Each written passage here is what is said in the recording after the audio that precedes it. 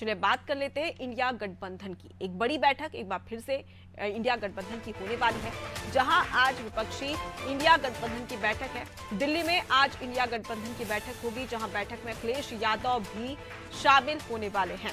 बैठक में साथ ही आपको बता दें कि सीटों के बंटवारे पर चर्चा होगी और इंडिया गठबंधन की ये चौथी बैठक है, जहां बैठक में गठबंधन के प्रमुख चेहरे शामिल भी होने वाले हैं। देखिए, कई ऐसे चेहरे जो कि अब तक हमने एक साथ नहीं देखे होंगे, लेकिन विपक्ष अब एक साथ एकजुट होकर सामने आ रहा है। और जिस प्रकार से हमने देखा कि अलग अलग जगह पर लगातार इंडिया गठबंधन की बैठक रखी गई थी और कहीं ना कहीं उससे कुछ बड़ी बातें भी निकलकर सामने आ रही थी। अब ऐसे में लोकसभा चुनाव और उसके मद्देनजर एक बार फिर से इंडिया गठबंधन का एक साथ जुटना अपने आप में कई सारे सवाल जहन में लाता है। अब ऐसे में देखने वाली बात होगी कि क्या स्ट्रेटेजी होगी, क्या रणनीति होगी, जिसके तहत इंडिया गठबंधन ये बैठक करने के बाद में जो बातें निकलकर सामने आएगी, हर एक अपडेट हम आप तक पहुंचाएंगे। लेकिन अनूप हमारे साथ में जुड़े हुए, सीधे जान लेते हैं कि इंडिया गठबंधन के क्या मायने निकाले जाए। अनूप, देख लिया जाए तो विपक्षी इंडिया गठबंधन की बैठक, और इससे पहले हमने देखा था कि जब 2023 में 5 राज्यों में विधानसभा चुनाव हुए तो अखिलेश यादव का एक अलग ही रूप देखने को मिल रहा था, क्योंकि वो इंडिया गठबंधन से काफी नाराज थे और साफ तौर पर उन्होंने कह दिया था कि इसका जवाब हम लोकसभा चुनाव में कांग्रेस को देंगे।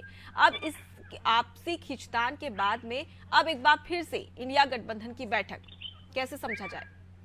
देखिए, जिस तरह से जब मध्य प्रदेश राजस्थान के जो चुनाव हुए थे, हालिया विधानसभा के चुनाव हुए थे, वहां पर कांग्रेस और समाजवादी पार्टी के बीच तल्खी थी सीटों के बंटवारे को लेकर। चाहे मध्य प्रदेश हो फिर राजस्थान हो, वहां के दोनों पार्टियों के नेता तल्ख अंदाज में बात कर रहे थे। लेकिन अब चूंकि अब वहां पर तीनों राज्यों में जिस तरह से कांग्रेस ने अपेक्षा की थी कि वहां पर अच्छे नतीजे आएंगे, लेकिन वहां पे उसको परिणाम उसके मुताबिक नहीं मिले।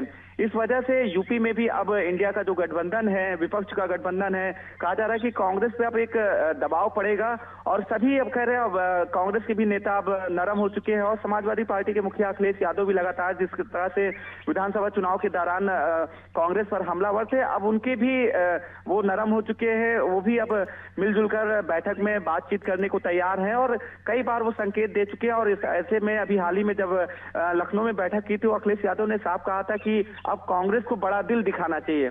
यानी कि अब वो भी उम्मीद कर रहे हैं कि जिस तरह से कांग्रेस ने बात कही थी कि उन राज्यों में अच्छा नतीजे आएंगे, उनके समर्थन में नतीजे आएंगे, लेकिन उसके विपरीत नतीजे आए, जिसको लेकर कांग्रेस पर भी दबाव है। और सबसे बड़ी बात है, इंडिया गठबंधन को लेकर यहाँ पर बहुजन समाज पार्टी को, जिस तरह से समाजवादी पार्टी बहुजन समाज पार्टी को इंडिया गठबंधन में शामिल होने से मना कर रही थी, लेकिन अब कहीं ना कहीं उसमें भी नरमी दिखाई है अखिलेश यादव। और कहा जा रहा है कि बसपा को लेकर अब उन्हें कोई आपत्ति नहीं है अगर वो इंडिया गठबंधन में शामिल होता है।